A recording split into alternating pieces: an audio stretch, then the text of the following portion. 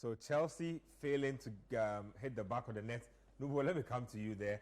Expectations are heightened at Stamford Bridge now for the manager, for the team itself. Were you surprised this game ended goalless? Well, I wasn't surprised, judging by how Fulham have been playing of late. I think was it 2 or 3 weeks ago where they went to Craven Cottage. Yeah. And Joao Felix got the red card. Fulham managed to win. So, and they are above Chelsea. Yep. They're above Liverpool. I Yep. think they are 7th or 8th thereabout. So they've been playing some good football, and I've been particularly impressed with their coach.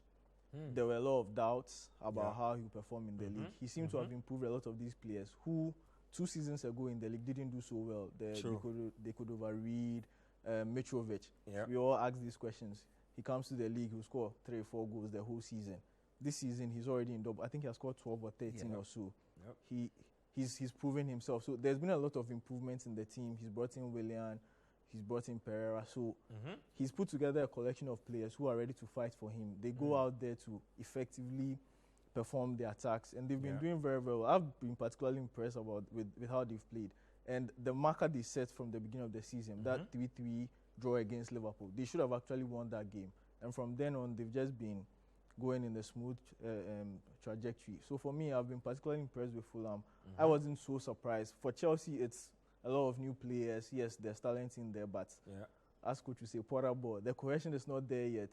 For me, for me personally, I feel like any Chelsea midfield that doesn't have Kovacic in there, it's not their best midfield, and it would suffer. And it's been evident that that midfield is lacking something.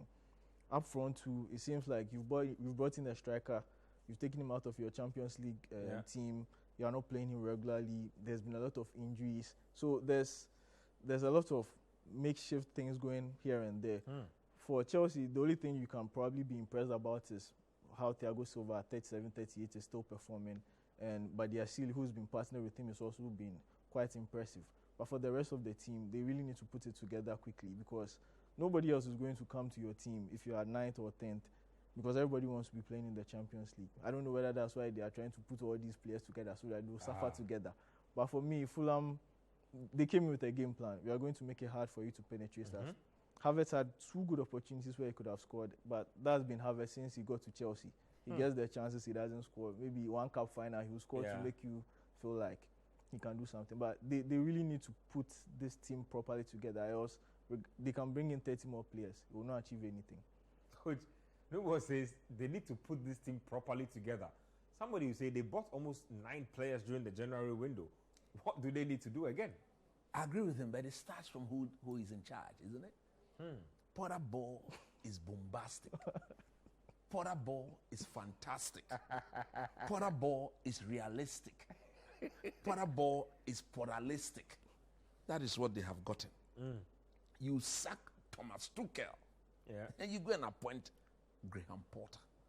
He's not up to that level. He's not gotten there.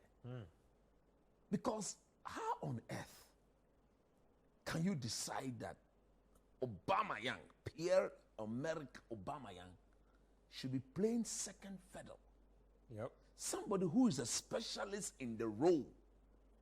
He has been made to sit on the bench, and you are experimenting. You don't experiment with teams like Chelsea. They've gone past that stage. Since the Abramovich era, the standard has been set. Okay? So if you are a coach and you are coming in to coach Chelsea, you don't go and do try and error. Let me try this to see how it works. Let me try it the next week to see how it works. You bench Kovacic, you play Gallagher. Because they say what? He's tenacious, he's aggressive, he's that. What? Football is not played by idiots. You need to be able to control and pass, read the game and see what the ordinary player. That is why that is the pinnacle of the game. You watch the game against Fulham. They look completely toothless up front. Because if you look at whatever they were doing, they had no focal point.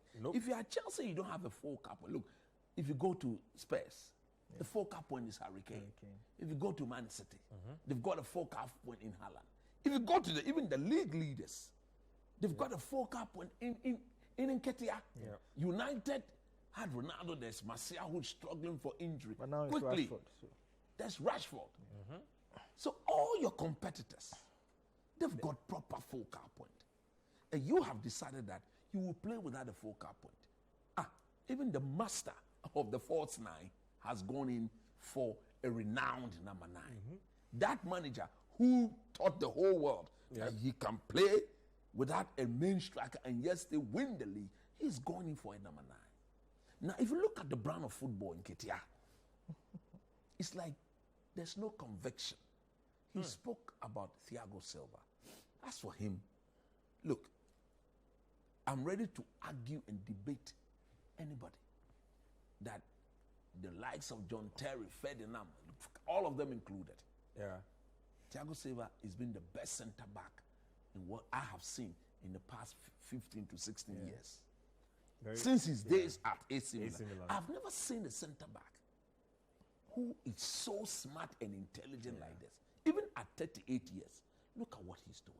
He's the only bright spot within the team. He picks up the ball, he gives it to Enzo That's problematic. Fernandez. If a 38-year-old is the bright spot in your team. Enzo Fernandez picks up the ball and Gallagher is closer to him.